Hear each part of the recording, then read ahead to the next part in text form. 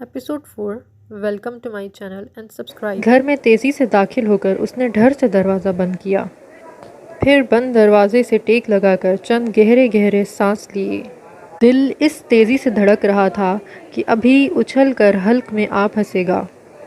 वैसे तो उसने बहादुर और निडर बनने की अपनी सी कोशिश कर डाली थी, लेकिन अंदर से वो कितनी वहशत ज़दा हुई थी ये वही जानती थी। सूफ़ी महजबीन किसी काम से बाहर आई थी। उसे यूं दरवाजे से टेक लगाए खड़े देखकर हैरान हुई।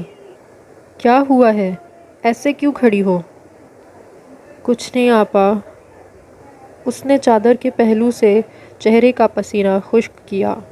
बस ज़रा गर्मी से चक्कर आ गया था। देखो तो ज़रा कैसी पीली रंगत हो रही है। महजबीन ने गौर से उसे देखा। चलो अंदर चलकर लेटो, मैं ग्लूकोज बनाकर देती हूँ। पसीना पसीना होते वजूद के साथ वो कमरे में आकर बिस्तर पर ढह गई। पैर सैंडलों की कैद से आज़ाद किए बगैर ही बिस्तर पर रख लिए। महजबीन ने आकर उसकी सैंडलें उतारी और उसके माथे पर हाथ रखा। लो उठो, पी लो ये। उसने ग्लूकोज का गिलास आगे बढ़ाते हुए कहा। ज़ूफ़ा ने उठकर ज़रा सा ग्लूकोज पिया और फिर तकिए से टेक लगा ली। अब तो ठीक हो ना? उसने फ़िक्रमंदी से पूछा। जी आपा, वो मुस्कुराई। परेशान ना हो, गर्मी से अक्सर ऐसा हो जाता है। अब मैं बिल्कुल ठीक हूँ। क्या पकाया है आज? पुलाव पकाया है, ले आऊँ? नहीं अभी नहीं, अभी तो मैं सोऊंगी ज़रा देर, फिर उठकर खाऊंगी। अम्मा कहाँ हैं? मार्केट तक गई हैं, अब तो आती ही होंगी। महजबीन दरवाज़ा बंद करके चली गई।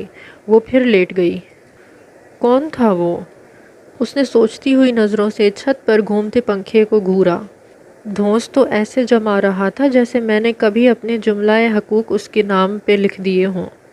शक्ल से अच्छा खासा ढंग का बंदा लग रहा था और हरकतें ऐसी। ता देर वो उस वाक़ये के बारे में सोचती रही, यहाँ तक कि उसे नींद आ गई।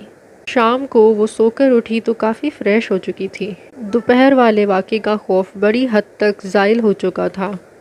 होगा यूं ही कोई गुंडा। चाय पीते हुए उसने सोचकर बेफिक्री से कांधे अचका दिए थे। एक लड़की अकेली जाती हुई नज़र आई होगी तो उसने सोचा होगा कि ज़रा गुंडागर्दी ही कर ले। अपनी सोच पर वो खुद ही मुस्कुरा उठी। क्या बात है, अकेले अकेले मुस्कुराया जा रहा है। अज़हर अचानक से उसके सामने आकर बैठ गया। अरे, वो चौंक उठी। तुम कब आए? बस अभी, जब तुम मेरे बारे में सोच रही थी। उसने चाय का कप उसके हाथ से ले लिया। अच्छा, बड़ी खुशफहमी है जनाब को। वो हंसी। इत्लान अर्ज़ है कि मैं हरगिज़ तुम्हारे बारे में नहीं सोच रही थी। वो जिसके बारे में सोच रही थी अगर बता दूं तो तब कर रह जाओगे। फिर रहने ही दो, मेरा मूड बहुत अच्छा है और मैं बिल्कुल तपना नहीं चाहता।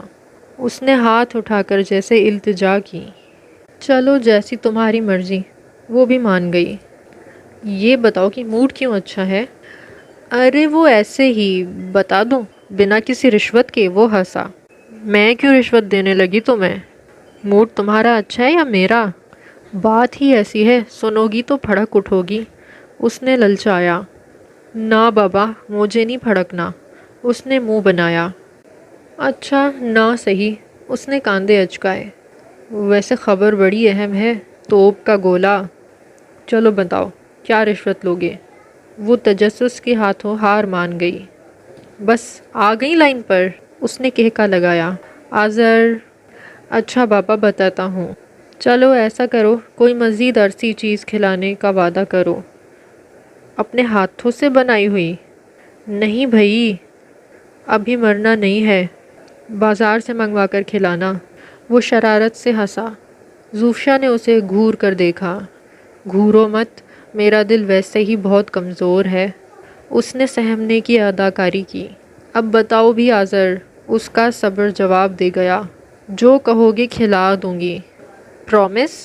हाँ हाँ हाँ, वो चीखी। तो सुनो, कान इधर लाओ, बात राज की है। वो पुरस्रार बना। ऐसे ही बता दो, वो झुंझलाकर बोली। ہاں، اس نے نفی میں سر ہلایا۔ صاف لگ رہا تھا وہ اسے ستانے کے لیے ایسا کر رہا ہے۔ زوفشا نے دانت پیس کر اس کی شریر مسکراہٹ کو دیکھا اور کان اس کی جانب کیا۔ فرمائیں لیکن ذرا جلدی۔ وہ اس کے کان میں کھنکارا، پھر آہستگی سے بولا، امی آج ممانی سے تمہارا رشتہ مانگنے آ رہی ہیں، میرے لیے۔ زوفشا کا صرف کان ہی نہیں، پورا چہرہ سرخ ہو گیا۔ بے یقینی سے اس نے آذر کی سمت دیکھا۔ کیا کہا؟ پھر سنو گی؟ وہ شرارت سے ہنسا۔ ہاں بھائی، بات ہی ایسی ہے۔ دیکھو پلیز، تنگ مت کرو۔ اس نے التجا کی۔ بتاؤ نا پوری بات۔ کون سی بات؟ مہجبین آذر کے لیے چائے لائی تھی۔ متوجہ ہو کر پوچھنے لگی، آپا دیکھیں نا کتنا بدتمیز ہے۔ وہ روان سی ہوئی۔ کیا بات ہے بھائی، کیوں تنگ کر رہے ہو میری بہن کو؟ مہجبین نے اس کا کان پکڑا۔ ارے رے مہجبین باجی، یہ جانبداری اور اقربا پروری کا عظیم الشان مظاہر بند کریں، بتاتا ہوں میں۔ مہجبین اس کا کان چھوڑ کر زوفشا کے ساتھ بیٹھ گئی۔ امی صبح ابا جان کو بتا رہی تھیں کہ آج شام وہ آپ لوگوں کے گھر آ رہی ہیں، صوفی کا رشتہ میرے لیے مانگنے کے لیے۔ اس نے کالر کھڑے کیے۔ میں نے سوچا کیوں نہ امی سے پہلے پہنچ کر سرپرائز دی جائے۔ لیکن پپھی جان کس کے ساتھ آئیں گی؟ مہجبین نے پوچھا۔ ابا جان کے ساتھ۔ آپ کیا سوچ رہی ہیں؟ وہ شرارت سے پوچھنے لگا۔ کچھ نہیں، وہ چھپ گئی۔ میں بھلا کیا سوچوں گی؟ پپھی جان کو اچانک یہ خیال کیسے آ گیا؟ زوفشا گہری سوچ میں گم تھی۔ ارے کیسے بھی آیا تو، وہ بے نیازی سے بولا۔ مہجبین کو ہنسی آ گئی۔ آپ دونوں کے لیے اطلاع ہے کہ جو کھچڑی آپ دونوں نے مل کر پکائی ہے اس کی خبر سب کو ہے، وہ بولی۔ پپھی جان اور اماں ہم سے ڈبل عمر گزار چکی ہیں اس دنیا میں۔ اماں تو کئی بار مجھ سے اس سلسلے میں بات کر چکی ہیں۔ کیا بات؟ زوفشا متجس ہوئی۔ یہی کہ آذر اور صوفی بھی ایک دوسرے کو پسند کرتے ہیں، اور نگار کا ارادہ بھی لگتا ہے صوفی کو مانگنے کا۔ کہہ رہی تھی کہ انہیں کوئی اعتراض نہیں ہوگا اور نہ ہی ابا کو۔ مہجبین نے دونوں کو اماں کے خیالات سے آگاہ کیا۔ بس تو پھر ملاؤ ہاتھ۔ آذر نے زوفشا کی سمت ہاتھ بڑھایا۔ وہ منہ چڑھا کر وہاں سے اٹھ کر چلی گئی۔ دیکھا جبین بھابی کتنی بدتمیز لڑکی ہے۔ سوچ لو ساری عمر یہی بدتمیزیاں سہوگے۔ ابھی بھی وقت ہے، غور و خوض کر لو۔ چلیں کوئی بات نہیں، جیسے عاصم بھائی آپ کو سہیں گے ایسے ہی میں بھی۔ پٹو گے آذر؟ وہ ہنسنے لگی۔ ویسے مجھے تو مزہ تب آئے گا جب اماں صوفی کو تم سے پردہ کرائیں گی۔ ناممکن، اس نے نفی میں سر ہلایا۔ میں ممانی جان سے خود بات کر لوں گا اس سلسلے میں۔ ارے ہم جیدار لوگ ہیں، کوئی عاصم بھائی کی طرح تھوڑی ہیں کہ میدان چھوڑ کر بھاگ لیں۔ ہاں دیکھوں گی تمہاری جیداری بھی۔ وہ ہنسی۔ یہ جو پڑھ باتیں بگاڑتے رہتے ہو نا، بولتی بند کر دیں گی اماں اور پپھی جان۔ وہ بیٹھا ہنستا رہا اور فکریں اچھالتا رہا۔ رات نے اپنے پر پھیلائے ہی تھے جب پپھی جان اور پپھا مٹھائی کے ڈبے کے ساتھ آ گئے۔ اچھا تو نواب زادہ یہاں براجمان ہیں؟ پپھی نے اسے دیکھ کر حیرت سے آنکھیں پھیلائی۔ ہضم نہ ہو سکی خوشی تجھ سے؟ کہاں امی، وہ ڈٹائی سے ہنسا۔ پیٹ میں درد کر دیا، دوڑ آیا یہاں۔ باورچی خانے میں بیٹھی زوفشا بھی ہنسنے لگی۔ گھر کی بات تھی جس کا سب کو پہلے سے ہی علم تھا۔ نہ پپھی جان نے کسی خاص انداز سے بات چھیڑی، نہ ہی اماں یا ابا نے کچھ کہا۔ سب خوش دلی سے ہنستے مسکراتے باتیں کرتے رہے۔ مہجبین اور عاصم کی شادی کی تاریخ پہلے ہی 6 ماہ بعد کی رکھی جا چکی تھی۔ اماں اور پپھی اسی کی تیاریوں کی باتیں کرتی رہیں۔ ابا اور پپھا سیاست کی جانب نکل گئے۔ وہ اطمینان سے باورچی خانے میں چلا آیا۔ لڑکیوں کیا پکا رہی ہو سسرالی رشتہ داروں کے لیے؟ اس نے دروازے میں کھڑے ہو کر دریافت کیا۔ سسرالی رشتہ دار ہوں گے تمہارے، مہجبین چڑی، ہمارے پپھی اور پپھا جان ہیں۔ واہ بھائی، ہماری بھابھی تو ڈپلومیٹک ہیں۔ وہ خوش دل سے ہنسا۔ دیکھا زوفی تم نے؟ زوفشاں خاموشی سے روٹیاں پکاتی رہی۔ آذر اسے سب کے سامنے زوفی اور اکیلے میں ہمیشہ اجالا کہہ کر پکارتا تھا۔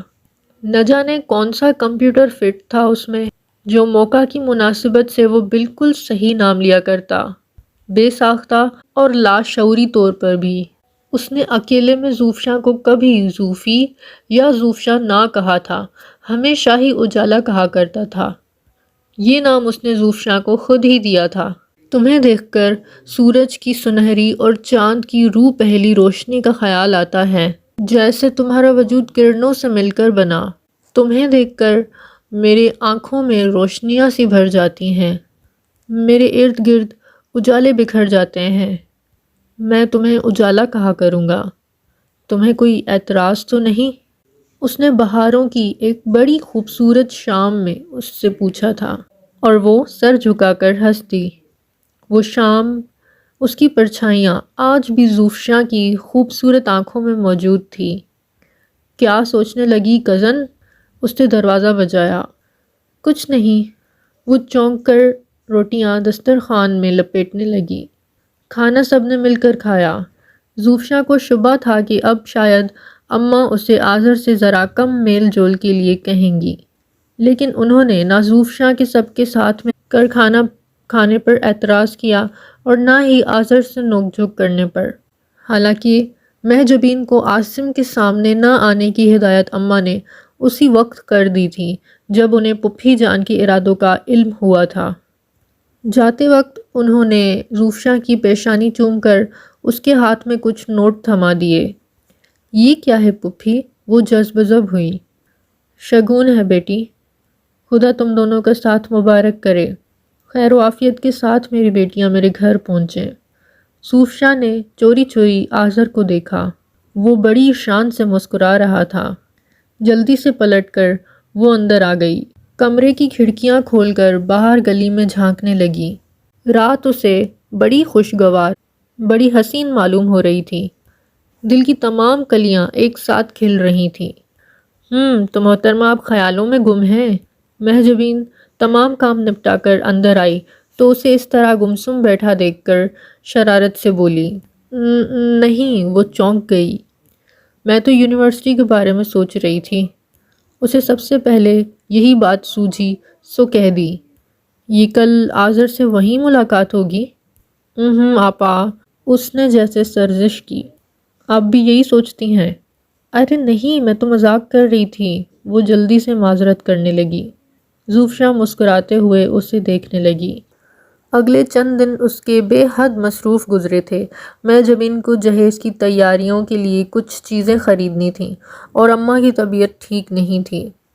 زوفشاں نے 3 دن یونیورسٹی سے چھٹی کر کے اس کے ساتھ بازار کے چکر لگائے۔ آپا، تھکا مارا ہے آپ نے تو، گنے کا جوس پیتے ہوئے اس نے شکایت کی۔ تم تو ڈبل تھکاؤ گی مجھے، مہجبین نے آنکھیں نکالیں۔ تمہاری تو بری کی تیاری بھی مجھے ہی کرنی ہوگی۔ زوفشاں کھل کھلا کر ہنس دی۔ خواتین، یہ بازار ہے، یہاں سریعام کہہ کے نہیں بکھیرتے۔ تم یہاں بھی ٹپک پڑے؟ مہجبین نے بھنا کر سر پر کھڑے آذر کو دیکھا۔ یہاں بھی سے کیا مراد ہے آپ کی؟ اس نے برا مان کر اسے دیکھا۔ میں اتنا تو نہیں آتا آپ کے گھر، اس سے بھی زیادہ آنا چاہتے ہو؟ اس نے مزید حیران ہونے کی اداکاری کی۔ میری تو وجہ ہی اتنی زبردست ہے، اس نے زوفشاں کو غور سے دیکھ کر مہجبین کو چڑھانے کے لیے کہا۔ عاصم بھائی بیچارے کیا کرنے آئے آپ کے گھر؟ ارے شریف آدمی ہے وہ، مہجبین ہنسی۔ تمہاری طرح اچھے چھورے تھوڑی ہیں جو دن رات سسرال میں موجود رہیں۔ دیکھتی ہو کزن اپنے آپا کو؟ مجھ سے کیا کہتے ہو؟ وہ مسکرا دی۔ بھابھی ہے تمہاری، لڑ لو جتنا چاہو، صرف بھابھی ہی نہیں سالی بھی ہوں، اس رشتے سے بھی 2 ہاتھ کر سکتی ہوں تم سے۔ ویسے تم کیا خریدنے آئے ہو؟ میں وہ شرارت سے مسکرایا اور ایک گہری نظر زوفشاں پر ڈالی۔ ایک خاص چیز خریدنے آیا تھا، کسی خاص شخصیت کے لیے۔ لے لی پھر؟ مہجبین نے پوچھا، جبکہ زوفشاں تجسس سے بےتاب ہو گئی۔ ہاں لے لی، اس نے جیب تھپ تھپائی۔ کیا ہے آذر؟ بالآخر اس سے صبر نہ ہوا، بے حد اشتیاق سے پوچھ ہی لیا۔ سرپرائز ہے، وہ ہنسا۔ بتا دو نا پلیز، اس نے منت سے کہا۔ رہنے دو زوفی، اور اکڑ جائیں گے محترم۔ تمہارے لیے کوئی گفٹ لایا ہوگا، خود ہی لا دیں گے 1-2 دن میں۔ کیوں بھائی، اسی کے لیے کیوں؟ وہ جرح پر اتر آیا۔ ممکن ہے آپ کے لیے کچھ ہو، عاصم بھائی نے منگوایا ہو۔ اپنے ایسے نصیب کہاں، مہجبین جل کر بولی تھی۔ ان سے تو میں ہر چیز خود وصول کروں گی مانگ مانگ کر۔ بتاؤ نا آذر کیا ہے؟ دماغ کی سوئی زوفشاں کی وہیں پر اٹکی ہوئی تھی۔ چلو اشارہ دے دیتے ہیں، اس نے دریا دلی دکھائی۔ جو کچھ لیا ہے تمہارے لیے ہی لیا ہے۔ واقعی؟ کیا ہے؟ وہ کھل اٹھی۔ جلد ہی پتہ چل جائے گا، امی سے بھجوا دوں گا۔ Okay girls, bye bye. وہ ہاتھ ہلا کر آگے بڑھ گیا۔ بدتمیز، زوفشاں دانت پیس کر رہ گئی۔ پتہ ہے نا اب مجھے کیسی بے چینی لگی رہے گی، اس لیے جلد چلتا بنا، ورنہ گھنٹوں کھڑا باتیں کرتا رہتا۔ توبہ ہے زوفی تم سے بھی، ذرا صبر سے کام نہیں لے سکتی کیا؟ اتنا تجسس کیوں بھرا ہوا ہے آخر تم میں؟ آپا بتائیں نا کیا لیا ہوگا اس نے میرے لیے؟ میٹھا پان، وہ جھنجھلائی۔ اب کھسکو، گھنٹوں بھر لگا دیا یہیں کھڑے کھڑے۔ اماں کا پتہ نہیں ہے کیا برے برے خیال آ رہے ہوں گے انہیں۔ دونوں سامان سنبھالتی آگے بڑھ گئیں۔ وہ 3 دن کے بعد یونیورسٹی آئی تھی اور لیکچرز کی تلاش میں ماری ماری پھر رہی تھی۔ سنو فرح، ڈاکٹر مختار کے پچھلے 2 لیکچرز چاہیے مجھے۔ اس نے فرح کو سیڑھیوں پر پکڑا۔ میں آ نہیں سکی تھی نا۔ ڈاکٹر مختار کی کلاسز تو میں نے بھی نہیں لی تھی۔ تم آسمہ سے لے لو نا، اس کا تو تمہیں پتہ ہے ایک ایک حرف اتارتی ہے ہر چیز کا۔ آسمہ کہاں ہے؟ اس نے پوچھا۔ نظر تو نہیں آئی وہ مجھے۔ باٹنی ڈپارٹمنٹ گئی ہے، کسی لڑکی سے ملنا تھا اسے۔ باٹنی ڈپارٹمنٹ، اس نے زیر لب دہرایا اور باہر کی جانب بڑھ گئی۔ ماتھے پر فائل ٹکائے بڑے بے فکری سے وہ خرامہ خرامہ باٹنی ڈپارٹمنٹ کی طرف بڑھ رہی تھی جب ایک سایہ اس کی عقب سے ابھرا اور اس کے ساتھ ساتھ چلنے لگا۔ اس نے بدمزگی سے گردن گھمائی اور جیسے اس کے قدموں نے مزید چلنے سے انکار کر دیا، بے ساختہ اور بے ارادہ اپنی جگہ رک گئی تھی۔ آپ؟ خود اس کی زبان سے نکلا۔ پہچانتی ہوں مجھے؟ اس کے لبوں پر آسودہ سی مسکراہٹ تھی۔ کیا نام ہے تمہارا؟ بڑے روب سے اس نے سوال کیا، جیسے جواب دینا فرض ہو جائے گا۔ مجھ سے اور میرے نام سے آپ کا کیا تعلق ہے؟ وہ کڑے لہجے میں بولی۔ کیوں پیچھا لے لیا ہے آپ نے میرا؟ اس نے اپنے سوال کا جواب سنے بغیر آگے قدم بڑھا دیے۔ وہ بھی اس کے ساتھ ساتھ چلنے لگا۔ زوفشاں تیز تیز چل رہی تھی جبکہ وہ انتہائی اطمینان سے خرامہ خرامہ چلتا ہوا بھی مسلسل اس کے برابر تھا۔ دیکھیں مسٹر، پلیز، جو کوئی بھی آپ ہیں، وہ جیسے ہار کر پھر رک گئی۔ مجھے عالم شاہ کہتے ہیں۔ گردن کا ہلکا سا خم دے کر اس نے اپنا تعارف کروایا، گویا ملاقات زوفشاں کے لیے بڑی مسرت کا باعث ہو۔ مسٹر عالم شاہ، یہ کوئی شاریہ عام نہیں، تعلیمی ادارہ ہے۔ آپ مجھ سے کیا چاہتے ہیں؟ دوستی کرو گی مجھ سے؟ اپنی خمار آلودہ سرخ آنکھیں اس کی آنکھوں میں ڈال کر اس نے پوچھا۔ دوستی؟ حد درجہ تعجب سے اس نے دہرایا۔ مگر کیوں؟ میں بھلا کیوں ایک انجان غیر شخص سے دوستی کر لوں؟ دوستی کرنے سے قبل سب غیر اور انجان ہی ہوتے ہیں، بعد میں آشنا ہوتے ہیں ایک دوسرے کی ذات سے۔ وہ جیسے اس کی کم عقلی پر مسکرایا۔ بڑی مدھم، بڑی ہلکی مسکراہٹ لمحہ بھر کو اس کے لبوں پر چمکی تھی، جیسے پل بھر کے لیے بجلی گونج جائے۔ مجھے آپ کی یا کسی بھی دوسرے غیر مرد کی ذات سے آشنائی پیدا کرنے کا کوئی شوق فضول نہیں، وہ زہر خند لہجے میں بولی۔ ایسی آفرز ان کو دیں جن سے جواب میں کچھ ملنے کی توقع ہو۔ میں آپ کی کوئی بھی مدد کرنے سے قاصر ہوں۔ سمجھتی کیا ہو تم خود کو؟ وہ سلگ کر رہ گیا۔ چہرے پر کئی سائے آ کر گزر گئے۔ میں نے آپ کو کچھ سمجھنے پر مجبور نہیں کیا مسٹر۔ جو کچھ میں خود کو سمجھتی ہوں اس سے آپ کا کچھ نہیں بگڑتا۔ کھٹ کھٹ کرتی وہ آگے بڑھ گئی۔ دونوں ہاتھ کمر میں رکھے وہ اسے دور جاتے دیکھتا رہا، پھر ایڑیوں پر گھوم گیا۔ سلگتے تپتے ذہن کے ساتھ صوفے پر بیٹھا چھت پر لٹکے فانوس کو گھور رہا تھا۔ پھینچی ہوئی مٹھیاں بار بار کھلتی اور پھر بند ہو جاتی۔ سرخ ہوئی آنکھوں میں وحشت سی ناچ رہی تھی۔ سمجھتی کیا ہے خود کو؟ کیا؟ وہ تل ملا کر اٹھ کھڑا ہوا، ادھر سے ادھر ٹہلنے لگا، لیکن آگ تھی کہ مزید سلگتی جا رہی تھی۔ دھواں تھا کہ حلق تک آ رہا تھا، دم گھونٹ رہا تھا۔ مکرم علی کی ہمراہی میں اندر آتے فہد کو وہ ایک بھوکے شیر کی مانند لگا، انتہائی غصے کی حالت میں پنجرے میں چکرا رہا تھا۔ مکرم علی اس کو چھوڑ کر الٹے قدم لوٹ گیا۔ عالم یار کیا ہوا ہے؟ وہ آگے بڑھا۔ جواباً اس نے کھا جانے والی نظروں سے اسے گھورا۔ غصے میں لگتے ہو؟ مجھے بلایا تھا تم نے؟ وہ پریشان ہو گیا۔ تم نے ہی بتایا تھا نا مجھے اس کے بارے میں۔ کیوں بتایا تھا؟ وہ جیسے پھٹ پڑا۔ کس کے بارے میں؟ وہ حیران ہوا۔ اس ابرنیسا کے پہلے قطرے کے بارے میں جو تیزاب سے زیادہ کاٹدار اور جھلسا دینے والا ہے۔ فہد میری انسلٹ کرنے کی آج تک کسی نے ہمت نہیں کی۔ اوہ، اس نے گہرا سانس لیا۔ یار عالم، میرا کیا قصور ہے اس میں؟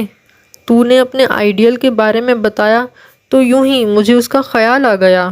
میں تو اسے جانتا تک نہیں۔ میں نے بتایا تھا نا میری ماموزاد بہن کی سہیلی ہے، اس کے محلے میں رہتی ہے۔ میں نے خود ایک جھلک دیکھی ہے اس کی۔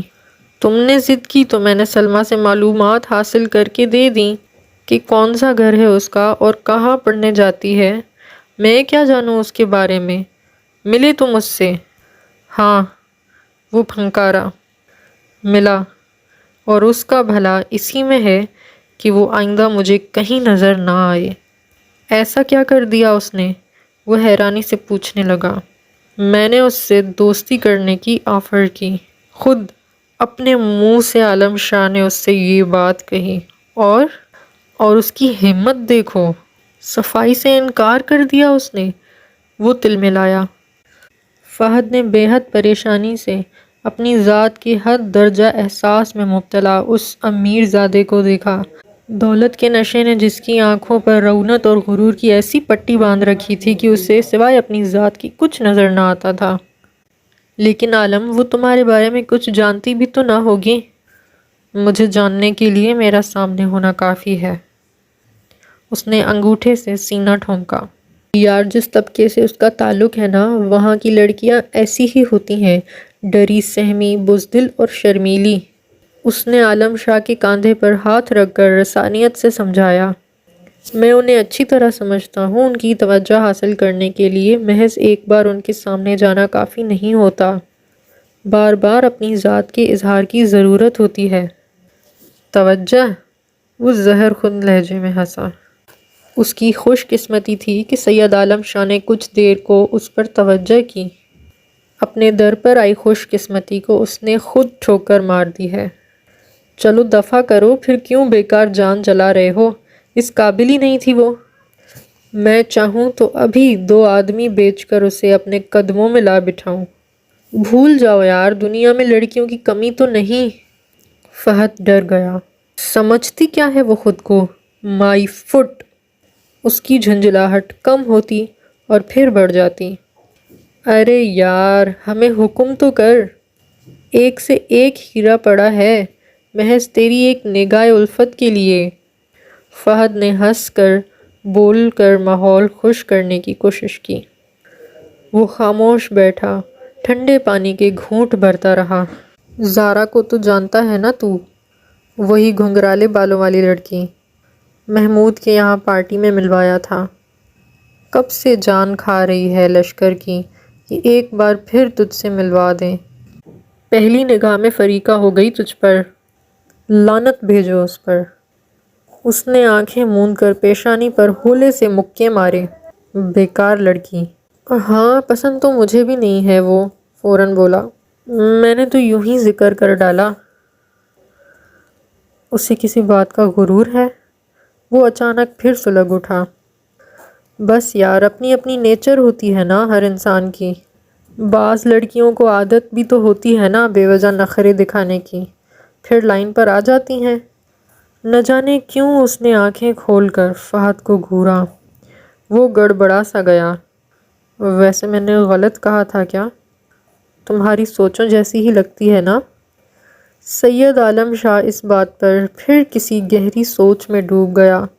ہونٹ بیچ گئے، گہری سرخ آنکھیں مزید بوجھل ہو گئیں۔ ایپیسوڈ 5 کے لیے میرے چینل کو سبسکرائب کریں، اور اگر آپ انجوائے کرتے ہیں تو اس چینل کو دوسروں تک شیئر کریں۔ Thank you so much for watching and listening.